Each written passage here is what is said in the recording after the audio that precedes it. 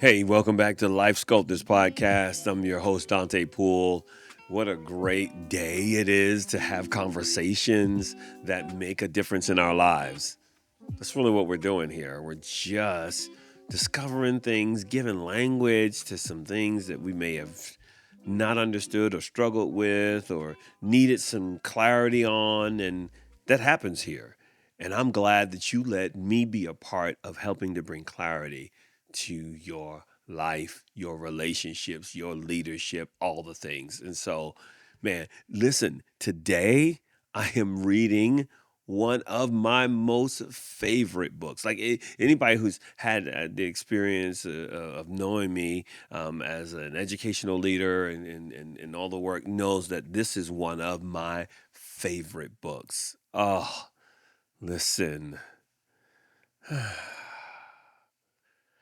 the, the book it's a rhyming book and it's got all it's just got so many wonderful elements to it and part of the reason why I love this book is because every time I come back to it I discover just another layer of something else that I hadn't paid attention to before.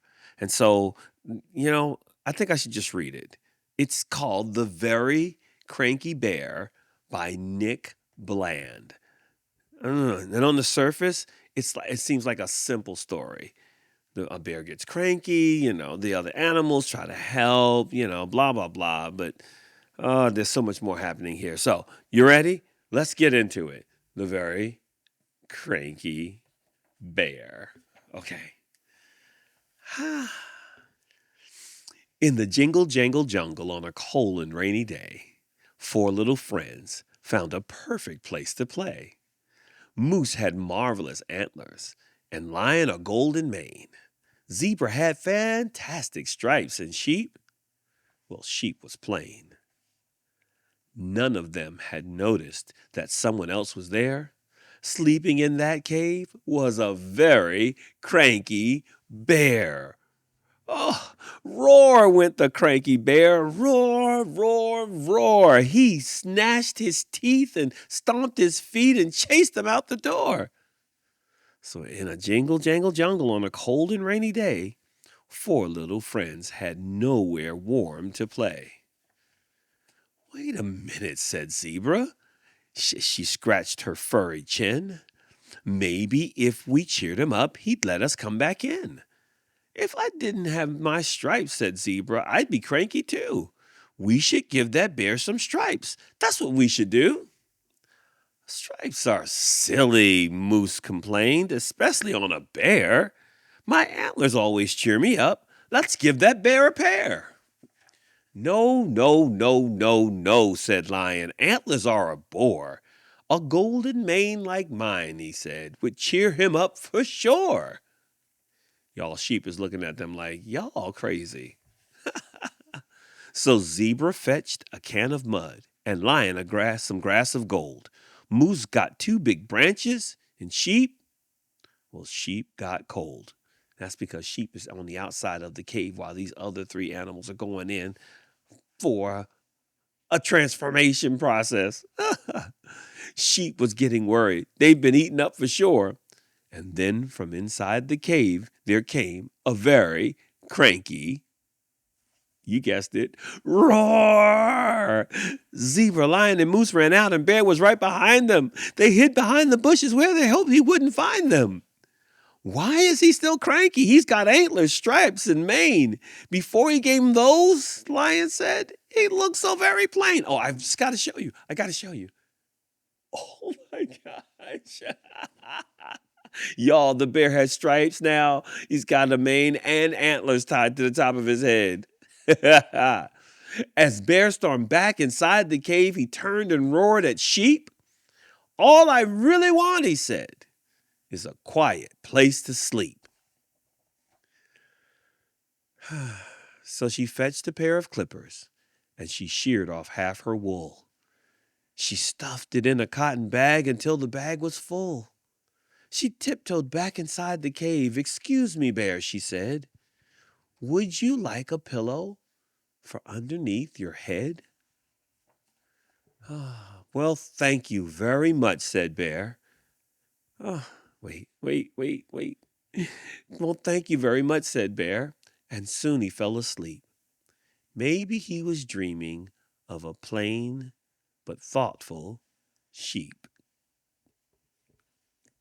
Very cranky bear, y'all. Oh my gosh. So much goodness. So much goodness.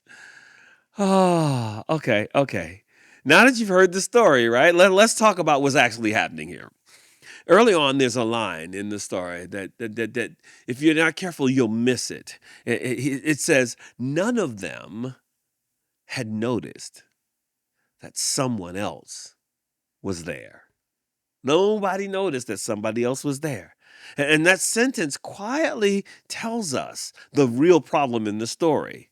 Like before, there's a roar from the bear. Before, there's fear and chaos and mayhem everywhere, right? The issue, y'all, is not the bear's temperament. The issue is inattention. Oh my goodness. Oh my gosh. The bear is sleeping. He's in his cave, minding his business. The others come on in his space, talking about they're going to play some games. And they're playing loudly, and they disrupt his rest. So, bear, his reaction, it is not spontaneous dysregulation. It is caused dysregulation.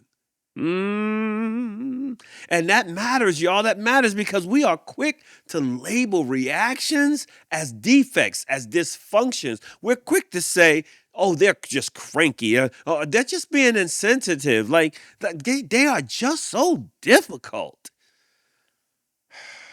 But might I invite us to consider something else? Like, what happens when people's presence is ignored?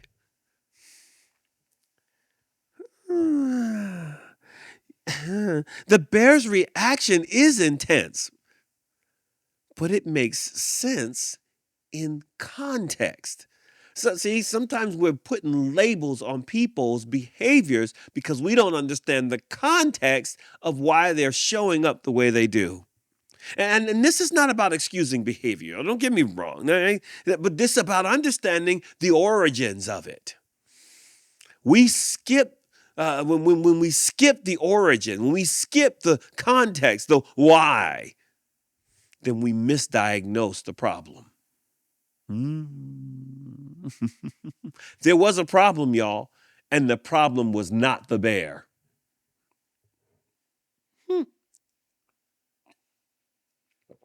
Yes, see? So after the bear chases them out, right? But notice what the animals don't do. It's just like they don't pause. They don't reflect. They don't ask if they contributed to the problem. Instead, they rush to fix bear. Oh my goodness. See, they try to cheer him up. They change his appearance. They try to make him easier to be around. My goodness. Oh my God. Ooh, y'all. Why do we do that? Why do we do all these things to try to make somebody else easier to be around and never think about ourselves? They try to fix bear's mood and not their behavior. Y'all, that's not just a children's story but problem, right? That's an adult problem. That's a human problem. It's what we experience in our relationships. We want people to feel differently without having to act differently. Can you just calm down, we'll say. You're just overreacting. Why are you so upset? What we really should be saying and should be considering and should be reflecting on is, what did I miss? Like, how did I show up? What impact did I have on the situation? And don't get dismissive. Don't be like, I know I did this, but see that but, it negates it all. It makes all that other stuff go away. See, the animal treats bear's crankiness like it's a personality defect rather than a reasonable response to their intrusion. And calling someone's reaction a character flaw is the fastest way to avoid taking responsibility. So while zebra and moose and lion are busy decorating the bear, oh my gosh, sheep stays outside the cave in the cold and in the rain. She's standing at the entrance of the cave, peeking in, y'all, and she's watching and she's worried because sheep is the only one not trying to manage the situation with action. Hmm. And y'all, she's not being passive because sometimes we think when somebody's just watching and trying to pay attention that they're being passive. No, no. This is restraint. Mm. And restraint is a tool of the mature. Oh, of someone who has emotional intelligence, restraint. And see, everyone else is doing something to reduce their discomfort. Ah, everybody else in the story is doing something to reduce their discomfort. I'm trying to tell you, we show up like this in relationships when someone else is having a reaction that makes us uncomfortable. We are trying to do something to reduce our discomfort. Ah, here's what I love about sheep. Sheep tolerates uncertainty long enough to stay attentive. She starts paying attention. See, action typically feels like we're being responsible. When I do something about a problem, I feel responsible. Can I tell you something else that's responsible? Paying attention. Oh, paying attention is actually being responsible. See, you need both responsibility and restraint if you're going to effectively support someone who's dysregulated. You need them both. See, responsibility says, I may have contributed to this. But restraint says, I don't need to fix it immediately. Mm. See, together, they create safety, right? I may have contributed to this, but I don't need to respond immediately. See, without restraint, responsibility, it rushes. It rushes. It just hurries up and tries to take care of it. And without responsibility, though, restraint can feel distanced, mm, almost apathetic. So you need both. We need responsibility and we need restraint. So eventually in the story, right, Bear comes out and he tells them what he needs and what he needed all along, right? First of all, get up out my cave. Y'all came up in here disrupting my sleep. And what he really yells, he says, all I really want is a quiet place to sleep. That's all I want. I don't need anything else. I don't need your antlers. I don't need your golden mane. I don't need your stripes. I don't need to be like you to be okay. And here's what's wild.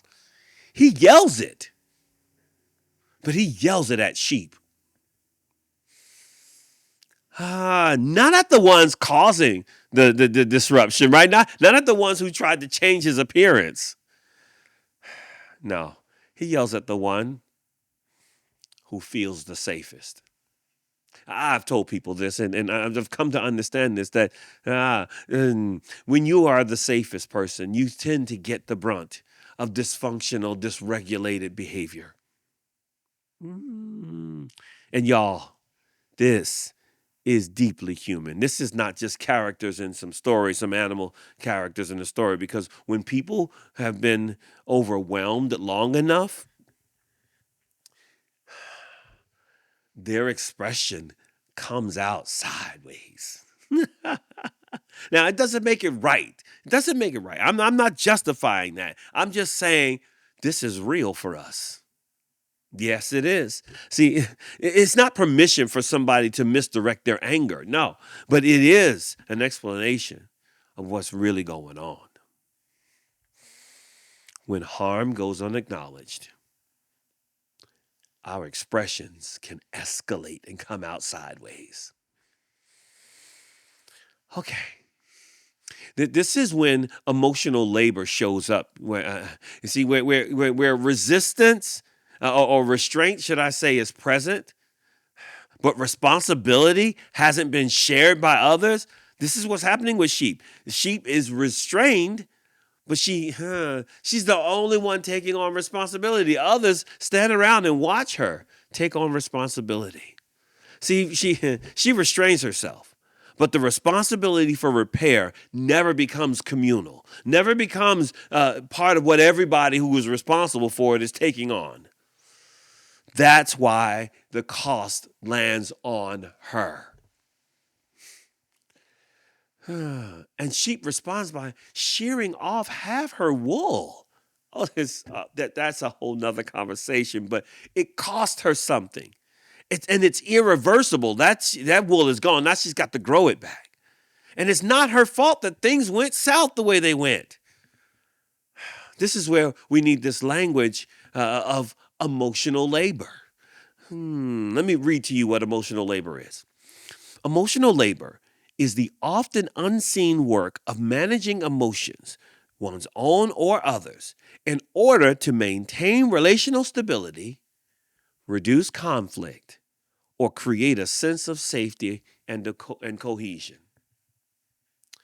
It's the unseen work of managing emotions, managing your emotions, but also trying to manage other people's emotions so that everybody can be stable, conflict can reduce, and there's a sense of safety restored to the situation.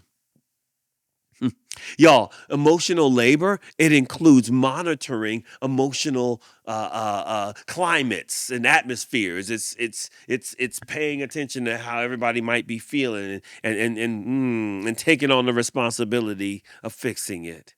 It's anticipating what other people need. It's absorbing the tension. It's smoothing over disruptions and offering care without even being asked. And it disproportionately falls on the one who is most perceptive, who's most empathetic, or who's most attuned. Sheep didn't cause the harm, and she didn't escalate the problem, but she absorbs the cost of repair.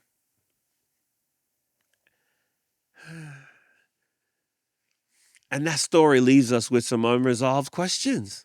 Like, should repair be borne by the person who is most considerate? Who should bear the cost? The person who's most considerate? Why was the cost absorbed by sheep instead of shared by the other animals?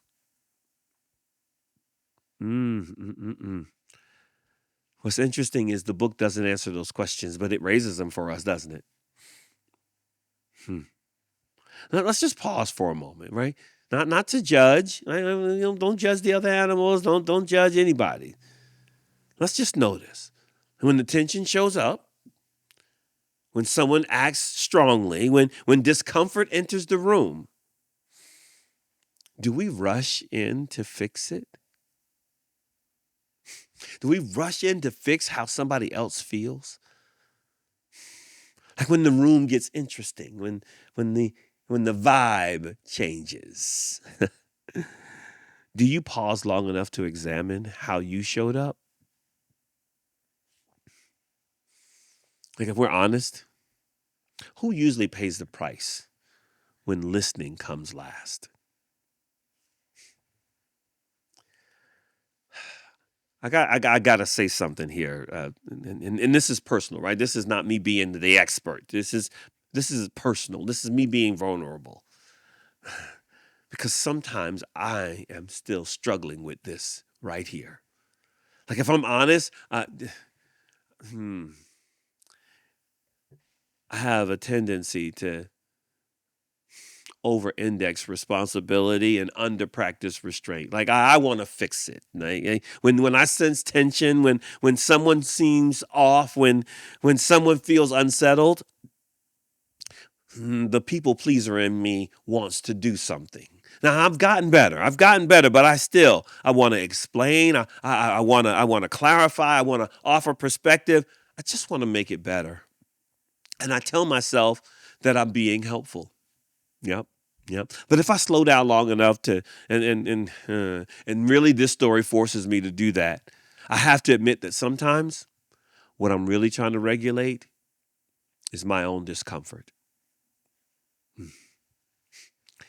Ooh, listen, other people's distress makes me uneasy. Their reaction feels like something I need to solve. And without even realizing it, I rush in to repair. That's responsibility without restraint. Hmm.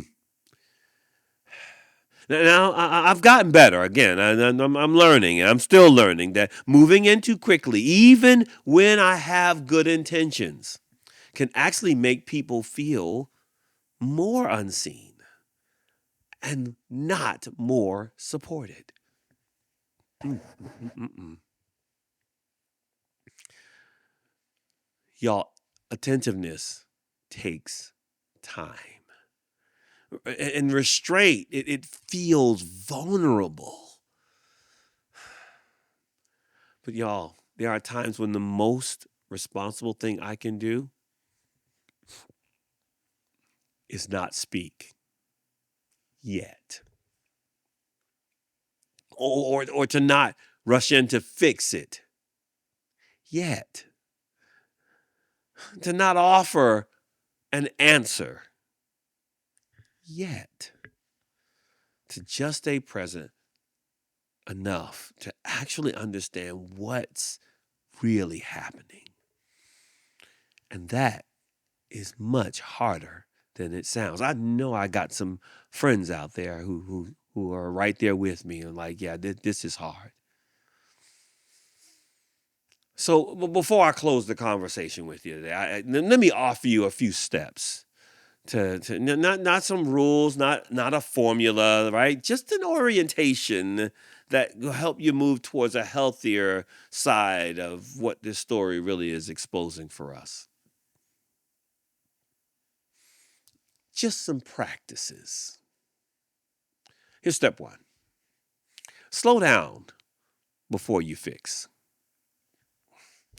Like when tension shows up, when you notice the impulse to do something immediately, to explain or to soothe or to improve, to make it better, y'all, that impulse often isn't wisdom, it's anxiety. So practice slowing down. It's simple, but not easy. And before you fix someone's feelings or how someone feels, I want you to pause long enough to notice how you feel. Ask yourself, am I trying to help or trying to get relief? Am I uncomfortable with their emotion? Am I rushing to restore my own sense of normal? Y'all, health starts by slowing down. That's step one, slowing down. Here's step two. I need you to separate the impact from the intention. One of the reasons we fix moods instead of our behavior is because we attach so much stock to our intentions.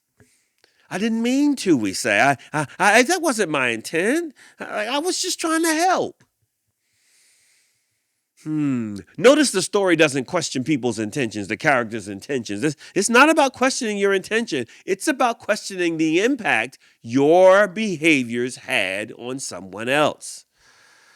A healthier practice might say, I didn't intend to harm, but I'm willing to take a responsibility by examining the impact. Just because it's not your intent doesn't make you less responsible for the impact made by your decision or actions. You weren't listening.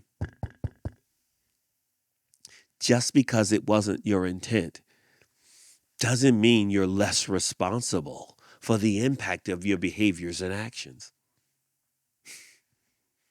See, and when I learn to operate in that space, when I can separate impact from intent, I become less defensive. Because that's the other thing that happens, right? We get defensive. This is why we're saying, I didn't mean to. I ain't even do nothing. When I operate from the place of separating intent from impact, then it reduces self-condemnation. Which brings me to the third one. And it's I got to be able to identify where I've missed it. Before asking somebody else to regulate themselves, I got to ask what might I have missed? Like, did I miss something? This is attentiveness, should I say, in action. It's not interrogating. That's not what you're doing. You're not interrogating yourself, right? Because we're good at that too. We're so self-critical. We'll just interrogate ourselves. That's not what I'm saying. You're not even confessing everything you ever did wrong. That's not healthy either. It's simply acknowledging that you occupy space, and the space that you occupy, your presence, has an impact on other people. And noticing that is part of what it means to be mature, to have emotional intelligence and relational intelligence. Here's a question you can ask yourself, and maybe you can ask other people that you trust. Like, how do other people experience me? What is it really like to be in a relationship with me?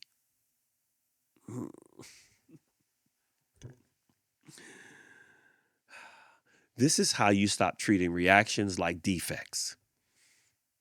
Oh man. Okay. Step four. Don't let the most empathetic, attuned, caring person carry everything. Don't let them carry everything. See? This is where emotional labor it becomes actionable, right? Like, if you tend to be the sheep, the one who notices, the one who soothes, the ones who repair, the health doesn't mean becoming less caring. It means becoming more distributed, meaning this isn't just on me. I got to share this with other people. I want you to ask yourself, am I automatically absorbing this? Like, what cost am I quietly paying? What repair am I doing alone that should be done with other people? Mm. And if you're not usually sheep, then the questions flip, right? Like, who's doing the emotional work in this space, and how can I share in that cost? Health shows up when repair is communal and not silent. When we share in the responsibility and the restraint of taking care of this together. Sheep didn't cause the problem alone. She shouldn't bear the responsibility alone. And here's step 5. This is the last one. I need you to let listening be the intervention. See, sometimes the healthiest move is to stop trying to do something. No solution, no insight, no improvement, just presence. Y'all, listening is not passive. It's not doing anything. Listening is often the most stabilizing thing you can offer to someone that is dysregulated. I'm just saying. Especially when dysregulation has been caused and not chosen. Because sometimes we just choose dysregulation. We just get all, yeah. Well, let me close this conversation this way with you. I want to return to the heart of this story. Solutions that don't begin with listening often require someone else to pay the price. Health looks like slowing down enough to notice. It's taking responsibility for your impact, not just your intent. And it's refusing to let the most thoughtful person in the room always carry the weight. Yeah.